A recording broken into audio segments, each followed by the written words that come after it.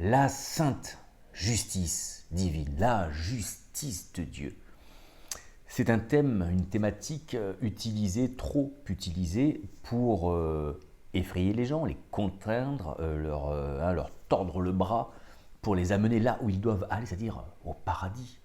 Il faut avoir peur, il faut craindre la justice de Dieu, car sinon, vous irez en enfer, dans les flammes éternelles où vous serez tourmentés de façon éternellement éternelle, loin de la face de Dieu. Alors, cette justice de Dieu est comprise, a été en fait, parce qu'en fait, elle est développée à partir de textes. Pour beaucoup, pour 99% des personnes, la justice de Dieu n'est pas une expérience divine, c'est un développement humain, c'est un concept humain, en fait, développé à partir de l'expérience humaine de ce qu'est une justice. En fait, c'est l'anthropomorphisation de Dieu. Donc on a attribué ce que l'homme attend d'une justice au niveau de ses sentiments propres, animaux, et l'a retranscrit à Dieu. Mais comme Dieu est plus grand, c'est une justice plus grande. Voilà, c'est un petit peu l'idée. Et donc, on dit, bah voilà, si tu fais pas ça, la justice de Dieu fait que si tu fais pas ça, Dieu est un juge et donc il va taper avec son marteau céleste et tu iras en prison, c'est-à-dire en enfer.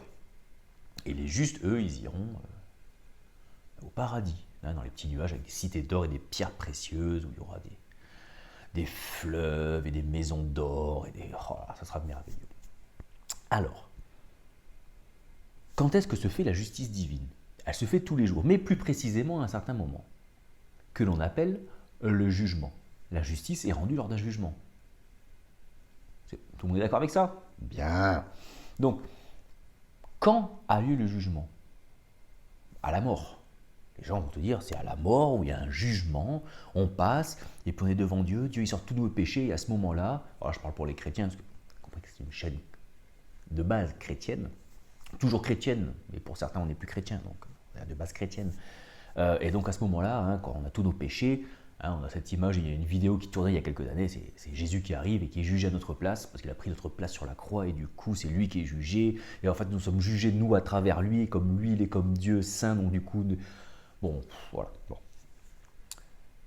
Un jugement, c'est une crise. Jugement, ouvre ta Bible, tu verras, quand on parle de jugement, en fait c'est crisis.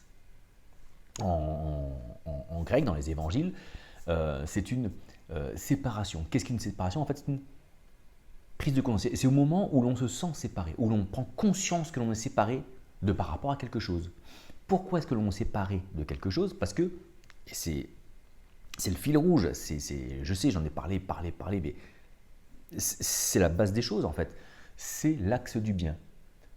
À partir du moment où on est sur l'axe du bien et qu'il y a une distorsion, on est sur le mal, ce qu'on va appeler le péché. D'accord? Mais ça n'a pas de source propre, c'est juste une distorsion des choses. D'accord? Et donc, ce jugement, c'est lorsque le moment où on a pris conscience qu'il y a eu cette distorsion. C'est cette séparation, au moment où la flèche a quitté la visée, la trajectoire qui menait à la cible. D'accord? C'est au moment où on se rend compte qu'on n'est pas sur le bon axe. D'accord? On ne tourne pas autour du bon axe. On est sur un autre axe qui dévie. Qui dévie, qui s'éloigne de plus en plus du bon axe. Je vous ai donné là la définition du péché de façon catholique, universelle, et celle effectivement qui est aussi donnée par les orthodoxes et qui je trouve est aussi très juste. Donc, le jugement, c'est ce moment-là. Et contrairement à ce qu'on pourrait penser, ce jugement n'a pas lieu uniquement lors de notre mort physique, lorsqu'on serait, d'après les dires de certains, amené dans un certain lieu. Ça se passe ici, quelque part là-dedans.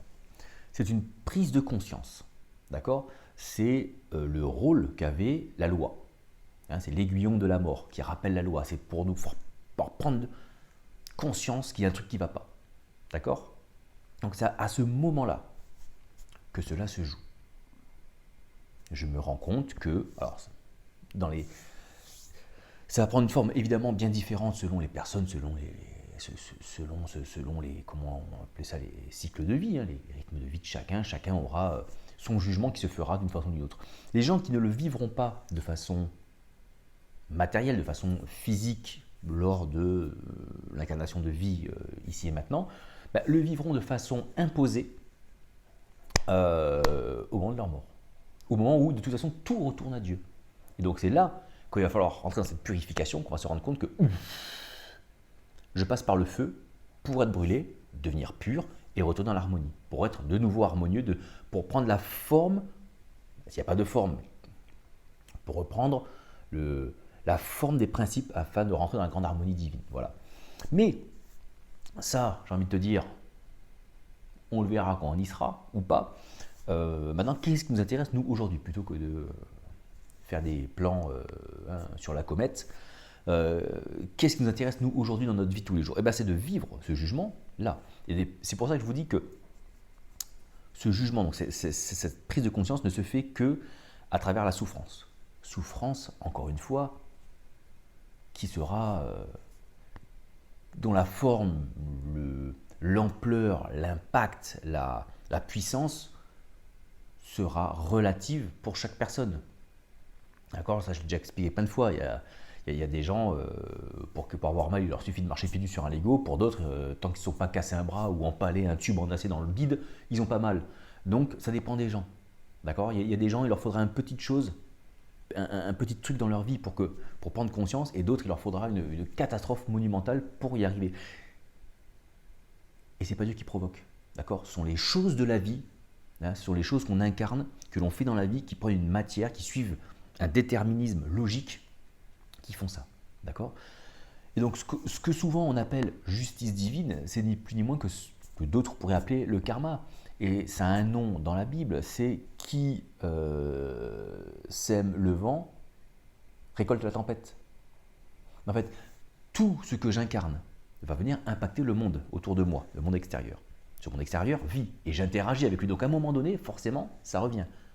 Ça, je l'explique beaucoup mieux, de façon beaucoup plus détaillée, c'est dans les playlists enseignement avec tous les petits schémas où je montre ce cycle-là où j'incarne dans le monde des choses qui vont prendre une matérialisation.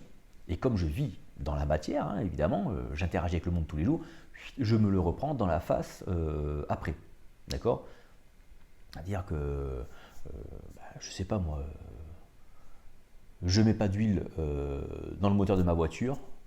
Qu'est-ce qui se passe? Le moteur casse. C'est pas une justice divine, il fallait mettre de l'huile. Parce que les règles, les principes incluent ça. D'accord? Donc en fait, ce qu'on appelle souvent justice divine, hein, qui sème le vent récolte la tempête, ou les gens appellent ça le karma souvent, hein, même s'il y a une très mauvaise conscience, une très mauvaise connaissance de ce qu'est le karma, c'est pas quelque chose qui arrive comme ça pour punir gratuitement. C'est une suite logique d'événements. D'accord? Il pleut, le sol est mouillé, j'ai pas mis de chaussures, j'ai les pieds mouillés. Putain, ouais, c'est comme ça. Voilà. Il y a plein de choses dont on ne maîtrise pas les choses, donc on n'a pas conscience, on ne connaît pas, on n'a pas le savoir, la connaissance des éléments logiques qui vont déterminer toute une suite d'ensemble.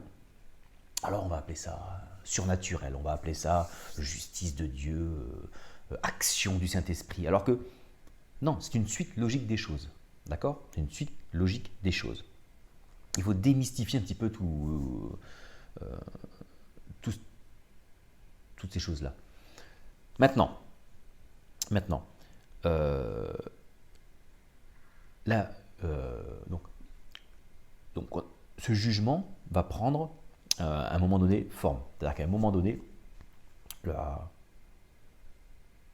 les événements de vie vont nous amener à abandonner toute recherche d'aide extérieure, toute recherche de soutien extérieur, parce qu'on les aura tous épuisés au bout d'un moment. Donc quand tu les as tous épuisés, qu'est-ce qui te reste? L'abandon. Et c'est là où on s'abandonne à Dieu. D'accord? On est poussé à être abandonné à Dieu.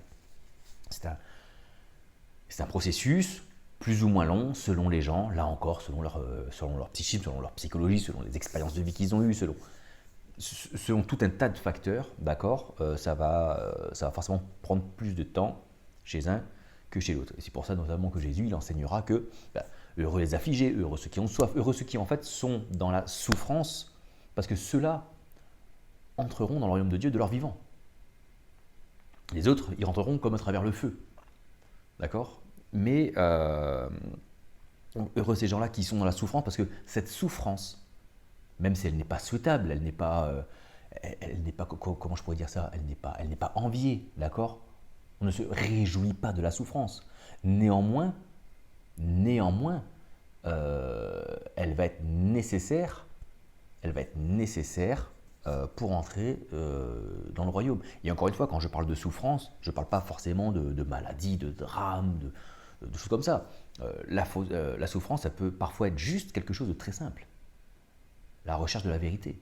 Souffrir, ne pas saisir la vérité.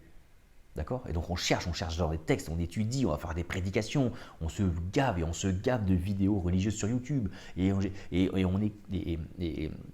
va lire des livres et des vidéos et on va essayer de choper tout ce qu'on peut choper, de comprendre, d'analyser et très souvent le plus objectivement possible, hein, pour se faire un truc, d'accord? Et parfois ça aide. Parfois ça aide de lire un livre, de regarder une vidéo, d'écouter une personne qui va te dire une chose si elle a connu ça, abandonne. Abandonne. Et comment ça se fait l'abandon? C'est la prière, qui va être dans la pratique de l'intériorité. D'accord? Mais ce n'est pas le sujet de la vidéo, l'intériorité, la prière, tout ça, j'en ai déjà parlé dans plein d'autres vidéos. Ok. Donc, ce jugement, ce moment de crise, ce moment de séparation, arrive. On fait un demi-tour, c'est-à-dire que tu imagines toujours cet axe du bien, cet axe de distorsion qu'on va appeler axe du mal. On va faire, c'est-à-dire qu'au lieu de progresser toujours sur l'axe distordu du mal, on va faire demi-tour, on va revenir pour rejoindre le point et se remettre un petit peu, c'est une image, ça ne se passe pas comme ça, c'est une image, sur l'axe du bien. Dans d'autres cas, on va appeler ça, par exemple, ce passage où on dit que le chemin est étroit, si on reprend tout le contexte, qu'on reprend l'étymologie du mot, le mot étroit n'existe pas, c'est le chemin redressant. En fait, c'est le chemin qui étouffe, qui enserre, d'accord, qui étrangle.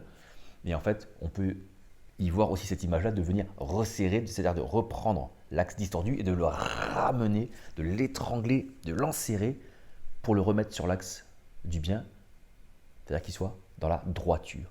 Et c'est ça, la justice de Dieu. La justice de Dieu, c'est la droiture. Justice, c'est le droit. D'accord? Tu vas sur le dictionnaire, tu vas prendre les strongs, tu fais ce que tu veux. Tu es un grand garçon, tu es une grande fille, d'accord? Donc tu vas faire tes recherches tout seul, je ne vais pas tout te dire. Et tu vas travailler, tu vas rechercher, tu vas étudier, entre guillemets, l'étymologie de justice et tu vas voir ce que ça donne. Et regarde ce qu'il y a. C'est droit, c'est ce qui est droit. Ce qui est, on va dire avec d'autres mots plus spirituels, on va appeler ça tout ce qui était en harmonie. D'accord? Le droit est une harmonie. Donc, il faut connaître qu'est-ce que le droit divin. Est-ce qu'il y a un texte, un code civil, un code pénal divin qui nous dirait fais ci, fais pas ça, fais pas ci, fais pas ça? Il y avait 10 commandements. Je vais y venir.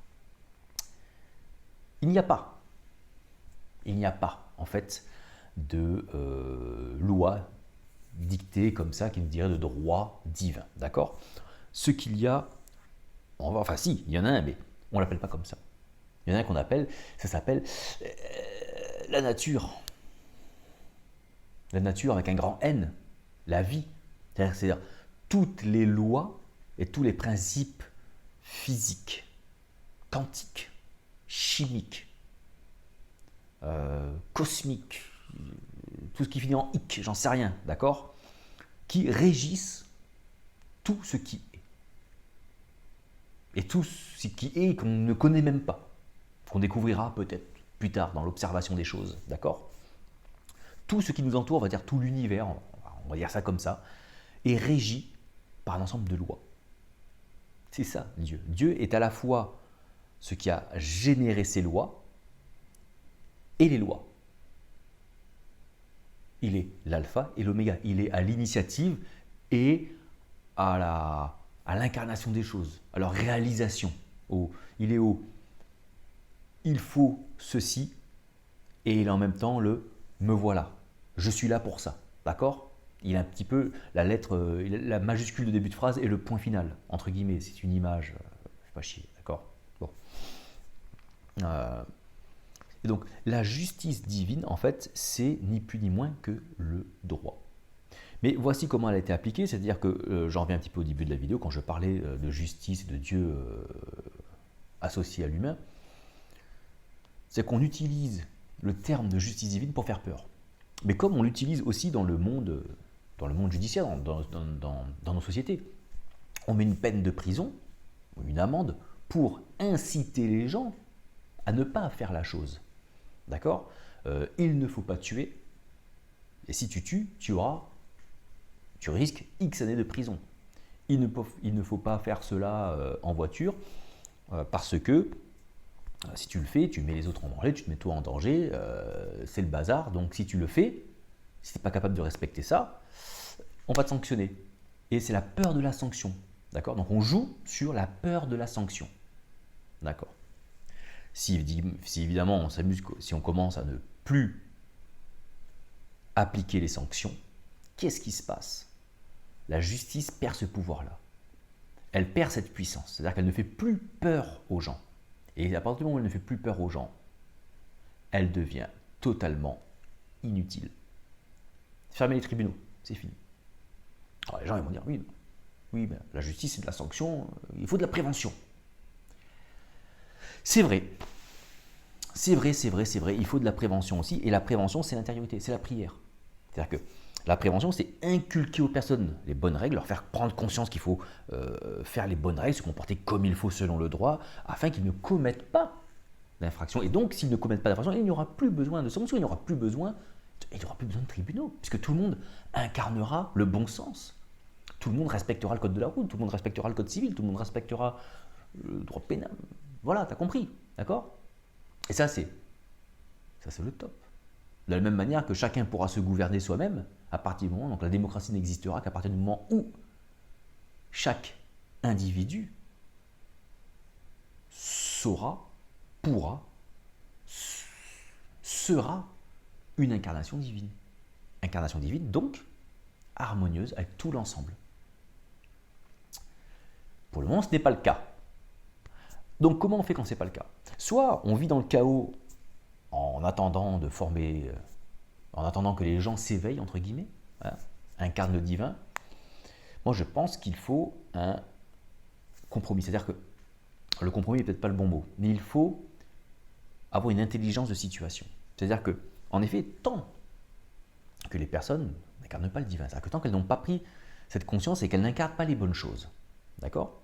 Il faut maintenir ce qu'on va appeler l'Église. Je ne parle pas de l'Église institutionnelle, mais je parle de l'Église telle qu'elle est. C'est un ensemble d'individus qui montrent aux autres, qui expliquent aux autres comment incarner le divin. Je ne dis pas qu'ils sont là pour dire ça c'est bien, ça c'est pas bien, il faut faire ci, il faut faire ça. Non. L'Église, elle n'est pas là pour ça.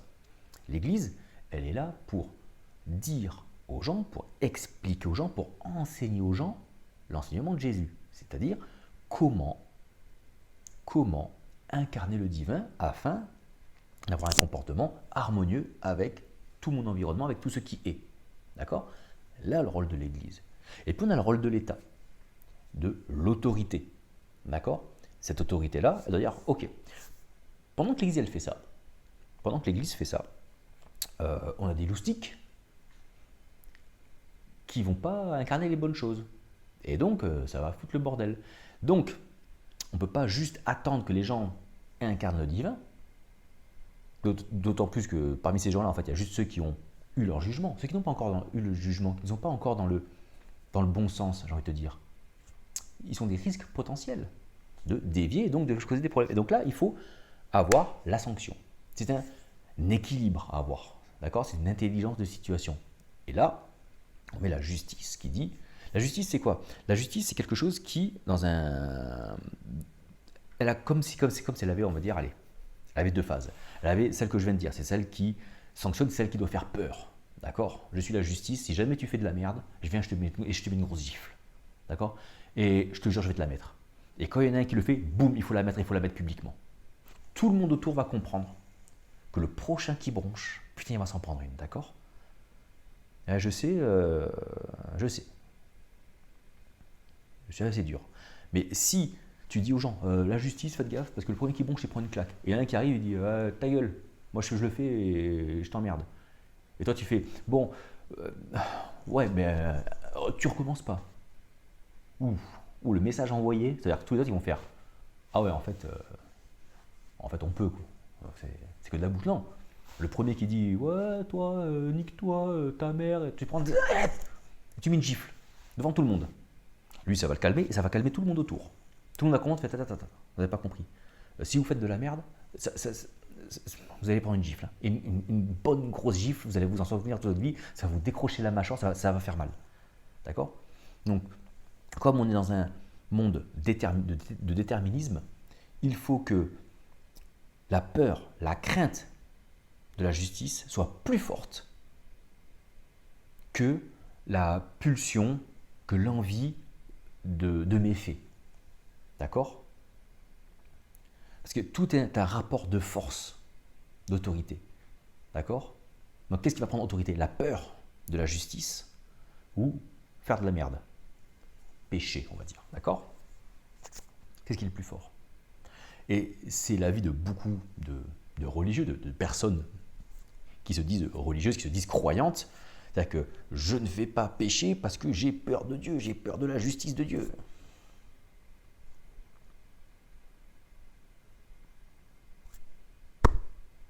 Sacrée relation, hein. Sauf que Dieu n'est pas un juge, Dieu est un père. Il est présenté comme un père. Même parfois comme une mère, c'est pas dit explicitement, mais c'est aussi expliqué comme ça. D'accord? Et si à plus forte raison, un bon père sait donner du pain à ses enfants plutôt que des cailloux ou des serpents, à plus forte raison, votre Père qui est dans les cieux. Donc la justice, conçue comme ça, la justice qui met des gifles, c'est un concept, c'est humain. D'accord? C'est pas de Dieu, c'est humain. Mais c'est utile. Mais ça a son utilité, ça permet d'équilibrer les choses, ça permet de cadrer les choses pour pas que ça déborde, sinon ce serait le chaos. Donc ce n'est pas divin, mais c'est utile. La justice de Dieu, c'est tout ce qui est droit. Et en fait, plutôt que de parler de justice de Dieu, on va parler de justesse. Les justes ne sont pas dans la justice, les justes ils sont dans la justesse. C'est tout ce qui va être juste, c'est-à-dire dans le droit. Chemin, si tu veux, mais droit, harmonieux. Être juste, c'est être harmonieux. Ce n'est pas une question de morale, d'accord? Parfois on le prend je suis injuste ou je suis un pur, hein, c'est une autre façon de voir les choses. On se dit, mais moi je suis un injuste, alors soit je me mets à l'écart parce que je ne me considère pas comme juste, et c'est là que se nourrit la culpabilité. Il faut gommer tout ça. Juste celui qui est dans le droit. Et celui qui n'est pas dans le droit, celui qui se rend compte que je fais encore ci, je fais encore ça, j'arrive pas à incarner des choses, j'arrive pas à faire... comme disait Paul, hein, je fais le mal que je ne devrais pas faire, et le bien que je voudrais faire, je n'arrive pas à le faire. Et bien, ça, c'est ça l'action de Dieu en nous. En fait, c'est là où se fait sa justice en nous. C'est-à-dire que sa justice en nous, c'est le moment où il nous transforme de l'intérieur. Il nous remet en justice, c'est-à-dire qu'il nous remodèle de façon à de nouveau être droit et dans l'harmonie. La justice de Dieu, c'est une justice, comment on appelle ça, restauratrice, de restauration. Et c'est ça aussi la justice. La justice, qu'est-ce que c'est aussi? C'est mettre des grosses gifles quand on fait de la merde, mais la justice, c'est restaurer, c'est-à-dire c'est réparer, remettre à un état initial, c'est-à-dire que tu avais une voiture, tu n'as plus de voiture parce qu'on te l'a volée. Bon, le rôle de la justice, ça va être de te dédommager de façon à ce que tu aies de nouveau une voiture, de revenir à un état initial, de restaurer la situation avant le litige, avant le vol. D'accord? Donc la justice a aussi ce côté de restauration. tu avais une vie, il s'est passé ça, la justice va faire en sorte. Alors elle le fait selon les pays, selon les mentalités des uns et des autres, les idéologies des uns et des autres. C'est vrai qu'en France, on pourrait trouver certaines situations un peu étranges sur le côté restaurateur de la justice. C'est vrai, néanmoins, la justice est là pour ça. C'est-à-dire que j'ai ma vie qui est comme ça, il se passe ça, la justice fait bon, on va essayer de vous remettre à l'état initial, avant le préjudice, d'accord. Alors parfois c'est possible parce que ça peut être du matériel ou du financier. On t'a volé une voiture, on te rend une voiture, on t'a pris 10 000 euros, on va te rendre 10 000 euros, ça restaure. Parfois il y a des choses à restaurer, c'est compliqué. Comment tu restaures un viol? Comment tu restaures un meurtre? Un viol, revenir à l'état initial, compliqué, hein. Alors, on ne dit pas que tu ne vas pas pouvoir t'en remettre psychologiquement. Tu auras un droit à un accompagnement, il y aura un préjudice moral qui va se concrétiser en préjudice, un apport financier. Mais on ne t'a pas volé de l'argent, on t'a volé quelque part ce que tu es, à travers le viol. Un meurtre, pareil, on a tué ton enfant, on a tué ton époux, tes parents, un ami. Bon, on va te filer 100 000, 200 000, 1 million. Dans ma famille, il y a un bébé qui est mort très très très jeune, hein. Il était encore à l'hôpital il y a quelques jours. Erreur médicale reconnue. Ils ont reconnu l'erreur médicale. Le médecin continue d'exercer. Ils ont filé 40 000 euros. 40 000 euros. C'est beaucoup, oui, 40 000 euros, c'est beaucoup. Par rapport à quoi? Par rapport à une vie, c'est plus rien du tout. Donc comment tu restaures ça? Tu ne vas pas me redonner un bébé? Donc il y a des moments où la justice a des limites et elle essaye de restaurer. La justice divine est donc celle de restauration. C'est là où il faut la prendre, la justice divine. C'est que elle peut tout faire. Elle peut tout faire. C'est-à-dire elle peut restaurer intégralement quelque chose. Tu as plein de choses dans la vie qui vont t'aider à te restaurer. L'hypnose, la psychologie, des thérapies, le sport, plein de choses vont t'aider à vivre mieux les choses. Et c'est tant mieux que ça existe. Et il faut les prendre. Clairement, il faut s'en saisir, il faut l'utiliser avec les bonnes personnes, de façon intelligente, etc. Évidemment. Néanmoins, je crois par expérience à la justice divine qui est en fait une justice de restauration. La justice divine, elle n'est pas là pour te punir. Elle n'est pas là pour te sanctionner, pour te mettre une grosse claque dans la gueule. C'est pas ça, c'est pas ça. La justice divine, c'est de l'amour. Il faut le voir comme... Comment on pourrait le voir? On va prendre l'exemple du père, tu vois. Quand tu n'as pas connaissance des dangers, quand il y a des choses que tu ne maîtrises pas, quand tu n'as pas tous les éléments, par exemple, on va prendre un enfant qui n'a pas forcément conscience toujours du danger, des choses comme ça. Bon, ton père peut arriver te contraindre à faire quelque chose. Toi, tu vas peut-être pas comprendre pourquoi. D'accord? Donc il y a ce côté, un petit peu, cette relation père-fils, mère-fille, tu as compris le lien dont je voulais parler, qui va être là, c'est-à-dire que Dieu arrive pour restaurer une situation, ou parfois peut arriver à empêcher un empirement des choses. Voilà. C'est-à-dire que tu as un comportement, une addiction, une habitude qui te met en danger. Mais tu ne te rends pas compte qu'elle te met en danger parce que parfois ce sont des choses parfois anodines parce que tu peux. Là on rentre dans le complexe que les gens ils voient juste, ils sont dans les slogans de justice divine ou d'intervention spirituelle dans leur vie, mais c'est des choses qui sont beaucoup plus subtiles que ça. Évidemment, le plus énorme, enfin pas le plus énorme, mais le plus parlant, le plus démonstratif, le plus spectaculaire, ça va être la guérison d'addiction, la guérison de maladie, d'accord, qui entrave le corps, parce que en fait, c'est pas juste que ça entrave le corps, c'est que ton addiction est en train de t'amener à une mort du corps. Or, la mort du corps, c'est la mort d'une incarnation.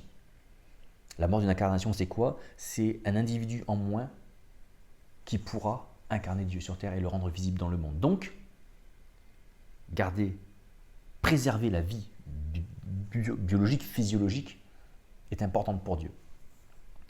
Donc dès qu'il a accès au corps, dès qu'il a accès au psychisme, dès qu'on lui a laissé l'accès, d'accord, dès qu'on lui a ouvert notre cœur, les portes à l'intérieur, d'accord, qu'il s'initie en nous, il se fait ce travail-là de sauvegarde. En fait, il faut le voir comme c'est le Stéphane Bern en fait de nos corps, d'accord. Il sauvegarde. En fait, il faut se voir comme un patrimoine. Ben, lui, il est là pour le sauvegarder et le restaurer. Voilà, d'accord. Je ne pensais pas faire une allusion à Stéphane Bern avec Dieu, mais écoute, elle est faite. Tu as compris ce que je veux dire? Il est là pour sauvegarder et restaurer le temple que nous sommes. C'est un ouvrier du BTB aussi, d'accord? Donc, mais tu as parfois des choses qui peuvent se passer dans ton psychisme, donc des habitudes, des tocs, des petits tics, mais subtils que tu ne perçois pas, qui sont même dans le subconscient, puisque tu ne t'en aperçois pas, et Dieu va les travailler là-dedans. Et toi, tu dis, ouais, moi je fais de l'intériorité, bah écoute, ça, je vois pas trop de changements, hein, parce que toi, tu ne vois que les choses dont tu es conscient. Je sais pas, souvent un problème de cigarette, problème d'addiction au porno, d'addiction de comportement, je sais pas, les kleptomanes, les mecs qui aiment voler, ceux qui n'arrêtent pas, ceux qui ne peuvent pas s'empêcher d'alimenter des rumeurs sur les uns sur les autres, d'accord, à la machine à café avec les copains et les copines. Bref, tout ça. Et peut-être qu'au fond de toi, il y a tout cela, en fait, tout ce que tu vois, et il y a quelque chose de beaucoup plus profond que tu n'as pas. Et Dieu, en fait, il est quand même mécanicien, c'est-à-dire que, en fait, si le moteur ne démarre pas, il ne va pas changer le moteur. Le moteur ne démarre pas, le moteur ne démarre pas, il faut changer le moteur. Non. Toi c'est ce que tu perçois. Que tu ne perçois que ça. En fait, non. En fait, tu n'avais pas mis d'essence. J'allais dire abruti. Tu n'avais pas mis d'essence, abruti. D'accord? Mais ça, tu ne pouvais pas le savoir parce que c'est dans ton subconscient. Dans le subconscient, Dieu agit. Il met, pas parce qu'il est gentil, mais parce qu'il est l'alpha et l'oméga. Donc il est la source et la réalisation de ce qu'est la source. Donc il le fait parce qu'il le fait. Il n'a pas de pourquoi, de parce que, il fait. Tu ouvres, ça coule. D'accord? Il ouvre, tu ouvres, et ça coule. Et plus tu ouvres, plus le débit est fort. Maintenant, selon ton expérience de vie, les vannes sont plus dures à ouvrir. D'accord? Et selon ton expérience de vie, il faudra plus de temps pour restaurer les choses, pour sauvegarder et restaurer. Ça prendra plus de temps chez certaines personnes. Parce qu'il y a des choses qui ne peuvent pas être faites comme ça. Il y a des choses, si je bouge ça comme ça, le corps ne supporte pas. Donc, il fait en fonction de ce que le corps peut supporter. D'accord? C'est un chirurgien, un mécanicien de précision. Mais ce n'est pas un humain, en fait.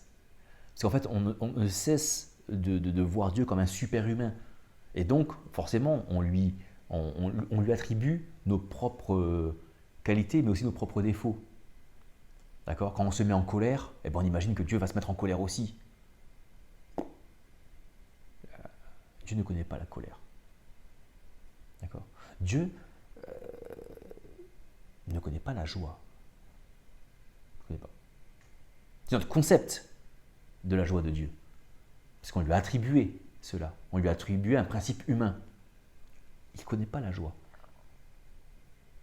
Il est amour. Mais pour nous, l'amour est un sentiment. L'amour, en fait, n'est pas une question de sentiment. L'amour est un don. C'est le fait de s'offrir. Aimer Dieu, c'est s'offrir à Dieu, c'est s'abandonner à lui. Et l'amour de Dieu, c'est quoi? C'est lui qui s'offre à nous. Sans pourquoi, sans comment, sans calculer. Comme nous, quand on s'offre à lui, c'est sans pourquoi, sans comment, sans calculer. C'est l'abandon. On s'abandonne l'un à l'autre. Et l'un et l'autre se rejoignent. En fait, j'avais fait il y a un petit moment une vidéo, je vous ai partagé que Dieu avait, alors ça a été, bon, je ne sais pas comment ça a été pris, mais où j'expliquais que Dieu avait plus besoin de nous que nous n'avons besoin de Dieu. Parce que tu vas te rendre compte que dans la vie, il y a plein de gens qui vivent sans Dieu. Le jugement, il y en a plein, ils ne le connaîtront jamais parce qu'ils ont grandi dans une maison, avec maison, appartement, peu importe, avec des parents qui les aiment, avec un cadre bienveillant, tout se passe bien pour eux. Ils ont appris des règles de savoir-vivre qui font que ce sont des bonnes personnes en société. Ils ne volent pas, ils ne vont pas faire de tort aux autres, ils ont une vie, entre guillemets, saine et ce sont des gentils. Et pourtant, ils ne croient pas en Dieu, parce qu'ils se disent, ben, Dieu, j'ai pas besoin de Dieu, je n'ai jamais cru en Dieu, puis je fais des choses qui me paraissent être sensées avec les autres, je ne suis pas méchant avec les autres, il me faut juste du bon sens, de l'humanisme, et il n'y a pas besoin de Dieu pour ça, d'accord? Et donc, ils vont vivre toute leur vie comme ça, et pour eux, il y aura. Ils se diront, mais je ne vois pas pourquoi on va me parler de Dieu, moi, j'ai pas envie de voler, j'ai pas envie de faire des choses bizarres, j'ai pas envie de... D'accord? Donc on n'est pas sur le plan de la morale ou quoi que ce soit, on est sur le plan de la justesse. Parce que, in fine, lorsque le corps disparaît, lorsque nous arrivons à notre mort physique, nous retournons au tout. D'accord? Nous retournons au tout. Et pour retourner au tout, il faut redevenir le tout. Or, lorsque nous naissons, nous quittons le tout. Et malgré toute la bonne éducation que l'on peut avoir, toutes les bonnes choses que l'on peut faire, on pourra traverser toute une vie comme ça, faite de plaisir matériel, de relations, on n'aura fait qu'une bonne vie. Bon, on se dira qu'on n'a pas fait de mal aux autres, on n'a jamais volé, on a essayé d'être gentil avec tout le monde, d'être poli, de bien faire les choses. Moi, j'ai toujours pensé à mon voisin, à mon prochain. Mais j'ai jamais eu besoin de croire en Dieu ou d'avoir pensé à Dieu. Et cette personne-là, si elle n'a pas été polluée par tant de choses, et bien quand elle passera par le feu, elle passera par le feu, et puis elle retournera au tout. Le problème, c'est les croyants sont comme des supporters. C'est des supporters, c'est des groupies, comme des militants politiques en fait. Ils pensent détenir au clan de la vérité, et tous ceux qui n'appartiennent pas à ce clan, alors ce sont des méchants, et ils ont tort, et nous on a raison. Et du coup, si nous, en fait c'est ça, c'est des gens qui se disent, oui mais moi, je me fais chier quand même, à respecter, je m'efforce de respecter toutes les lois de Dieu, parce que je pense à la punition et la justice divine, et moi qui fais tout ça, à la fin, lui qui a jamais pensé à Dieu, qui a jamais fait d'effort, lui, il est au même endroit que moi. Eh ben ouais. Bon, dans un autre genre, Jésus déjà, il en parle de ça. Alors, il ne parle pas de ça directement, mais les premiers seront les derniers seront les premiers. Le mec il dit, ouais, attends, Jésus, moi je bosse depuis 6h du matin, tu m'as donné $1.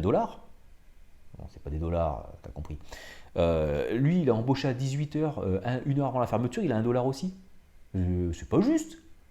Lui, il dit, mais attends. Le but, c'est juste d'avoir $1. Le but, c'est juste de revenir au tout. On n'a pas parlé de besoin de faire d'efforts, t'as pas besoin de faire violence, de faire violence. Se faire violence, c'est pas s'efforcer à suivre des règles que l'on a définies comme divines, que des hommes ont définies comme divins, à travers l'interprétation de textes. La violence, elle est dans l'abandon. C'est ça qui est violent. Ce qui est violent, c'est s'abandonner entièrement à Dieu. Sans pourquoi, sans comment, sans parce que, c'est ça qui est violent. Elle est là, la violence. La violence qu'on se fait à soi-même, c'est de quitter l'ego, c'est de quitter l'identité que l'on s'est faite pour s'abandonner dans quelque chose dont on ignore tout. Même l'image, la forme, les attributions qu'on avait pu donner à un Dieu qu'on avait dans notre religion. Parce que je parle des chrétiens, mais c'est pareil dans toutes les autres. Elle est là, la violence. Et les justes, ce sont juste ces personnes-là qui sont entrées dans cette violence-là, qui leur a été imposée, et qui se sont dit, allez, j'ai plus rien autrement. C'est même pas un choix de leur part, il n'y a même pas de libre arbitre là-dedans, c'est un déterminisme, ça aussi. Tu n'as plus d'autre choix que de t'abandonner. Chez certaines personnes, cet abandon total, parfois très souvent fait sous l'impulsion, c'est-à-dire que c'était un abandon émotionnel qui, si s'était laissé le temps, ils auraient vu que ça passait. C'est le suicide. J'ai fait une vidéo là-dessus. Parce que les gens se disent c'est fini, il n'y a plus rien qui peut m'aider à l'extérieur. Et en fait, ils succombent au déterminisme de leurs émotions, du ressenti. Et c'est terrible.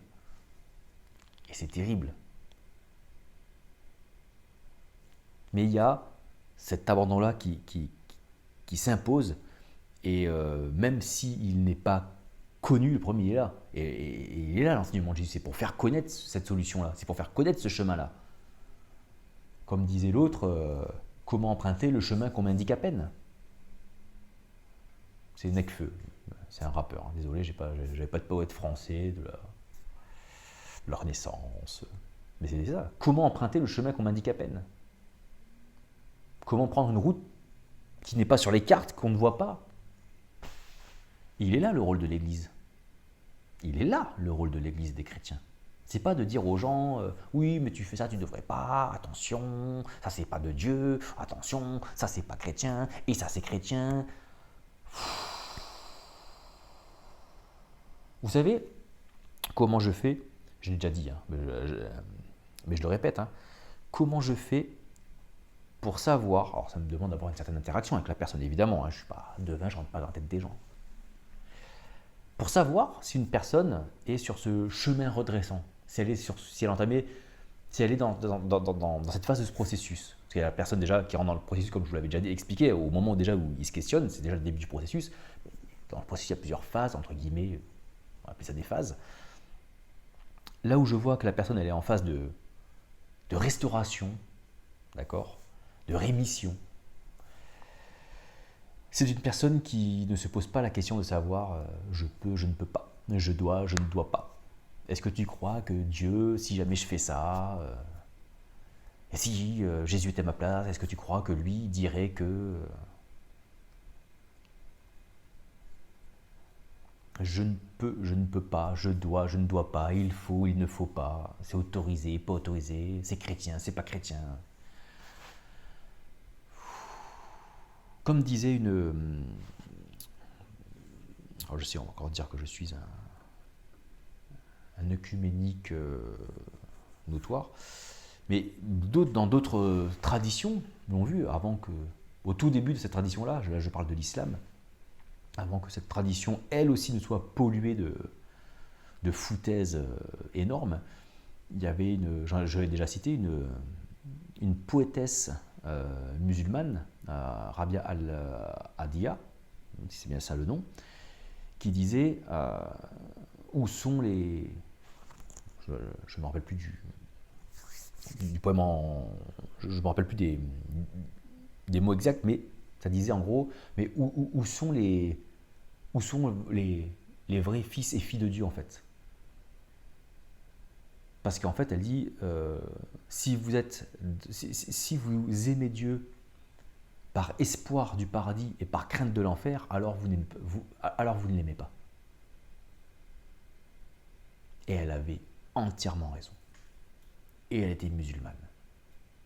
Et elle, pour sortir un truc pareil, elle connaissait Dieu. Dans sa tradition, parce que dans son environnement géographique, culturel, temporel, c'était ça. C'est ça qui était autour d'elle. Et bien, ça lui a permis quand même à travers ça, elle a trouvé. Et elle s'est rendue compte, elle a fait, putain non, en fait non. Et moi, une personne qui me dit, ouais, moi aussi, l'intériorité, c'est machin. Par contre, c'est ça, c'est chrétien, c'est pas les il faut ouais, ton intériorité continue. Allez, va travailler. Allez. C'est pas du travail, mais t'as compris ce que je voulais dire aussi, d'accord. Donc, la justice divine, ce n'est que de la restauration. Sauvegarde et restauration. Sauvegarde, c'est au moment où tu fais ton demi-tour, hein, ta teshuva, ta repentance, d'accord? ton l'air. Et ensuite, bah, tu fais demi-tour. Qu'est-ce que tu fais? Bah, tu marches dans l'autre sens maintenant. Oui, tu as fait demi-tour. Donc tu t'es sauvegardé, hein, tu n'es pas allé plus loin. Et maintenant, il y a la restauration. On va dans l'autre sens. Et dans l'autre sens, c'est quoi qui fait l'autre sens? C'est ce qu'on va appeler l'union mystique. Hein. Moi, j'appelle ça l'âme, c'est la rencontre du divin et de la conscience. Bon, tout le monde n'est pas d'accord avec ce concept-là. Moi, je l'imagine, je le conçois bien comme ça. La conscience étant la singularité, l'individu, Dieu étant Dieu. Et c'est en ça qu'il y a l'âme. D'accord? Après, chacun se le conçoit, chacun se le construit comme il veut, chacun avec ses mots. Moi, c'est comme ça que je le vois. D'accord? C'est les mots que je mets dessus. Bon, voilà, bref. Et là, tu n'avances plus selon l'ego. C'est-à-dire que l'ego se nourrit de choses. J'ai fait une vidéo là-dessus, je sais pas. C'est quand même quelque chose d'assez complexe. Hein, donc, il protège l'identité, donc il se nourrit de tout ce qui pourrait, une fois qu'il y a une identité, on va dire, dominante dans un individu, eh ben, l'ego va chercher à protéger. C'est un gardien, c'est un soldat, l'ego, et c'est une distorsion. L'ego est une distorsion de l'instinct de survie, et donc l'ego, lui, il est là pour protéger cette identité dominante. Et donc, il va se nourrir de tout ce qu'il peut prendre pour renforcer cette identité. D'accord? À un moment donné, tu comprends, par X raisons, c'est même pas que tu comprends, c'est que ça s'impose à toi. Ça vient s'imposer à toi que non, stop. Et là, pouf, on s'arrête. On fait demi-tour. Mais là, comme mon moteur n'est plus l'ego, comment j'avance? Quel moteur j'ai? Et là, le moteur, c'est Dieu. Et là, c'est là où on ouvre les vannes. Au demi-tour, allez, ouverture des vannes. On a fait notre demi-tour, ouverture des vannes. Voilà. Et en fonction de la vie des gens, en fonction des gens, tout simplement, on revient. Et on revient sur ce chemin-là, qui est le bon chemin, le chemin étroit, le chemin redressant, d'accord? Le chemin qui vient étrangler, qui vient resserrer pour se remettre dans la droiture, dans ce qui est droit, dans ce qui est harmonieux. C'est ça, la justice divine. C'est pas une claque dans la gueule. Merci pour votre attention. Je vous dis à la prochaine pour une autre vidéo sur un autre thème. On verra de quoi on parlera. Merci à tout le monde. Ciao, ciao.